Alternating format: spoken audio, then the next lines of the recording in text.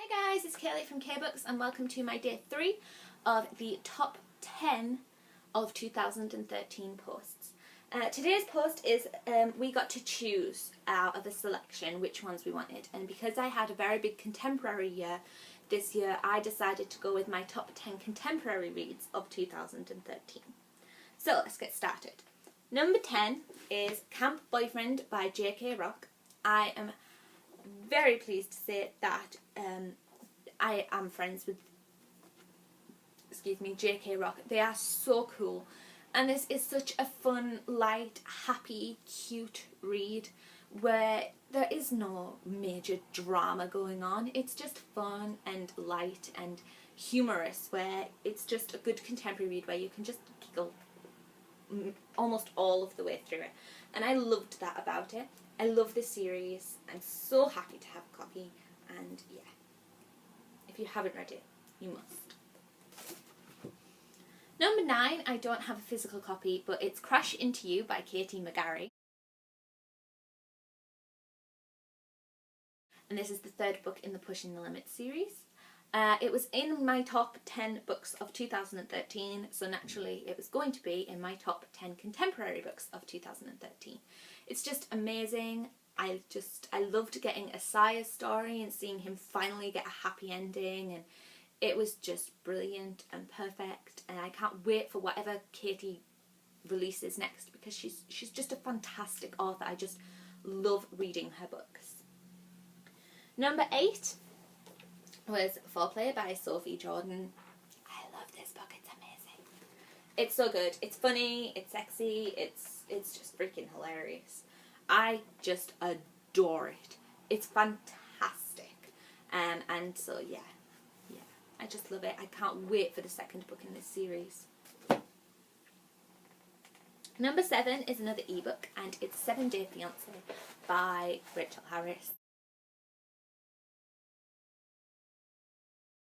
which is the second book in her Love and Games series. It's such a great book. I love the characters, I love the romance, I love everything about it. It's just fantastic. Absolutely amazing. If you haven't read Rachel Harris's adult contemporary books, you must. They're just amazing. She's just an incredible author, and yeah, I loved it. Number 6, I don't have another copy, I don't think.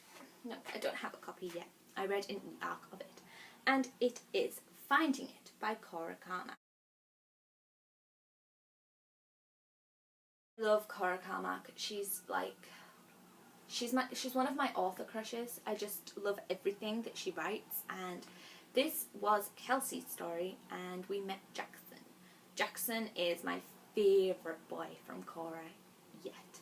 He's amazing. I loved everything about it. One thing about this book which I loved is that they're going travelling across the world, so you get to see and you get to experience all these different cultures and countries through reading the book, and it makes you feel like you've gone on an adventure as well with them, which is fantastic. So yeah, I loved Finding It. Number 5 is, I'm not even sure if it's classed as a contemporary or a chick lit, but it's How to Fall in Love by Cecilia Ahern.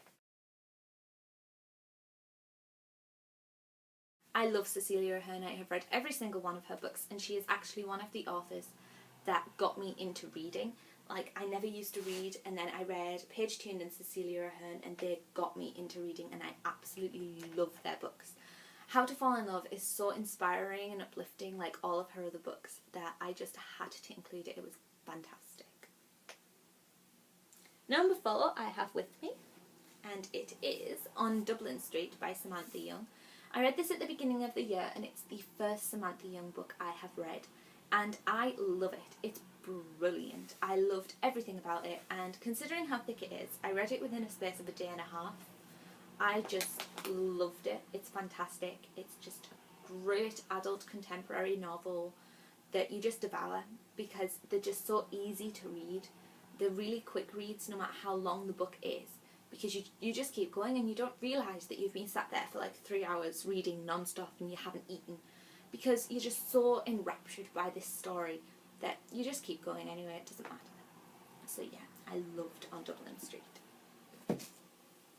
Number 3 I don't have, and it's The Darkest Part by Trisha Wolfe. I just loved it. It's just perfect.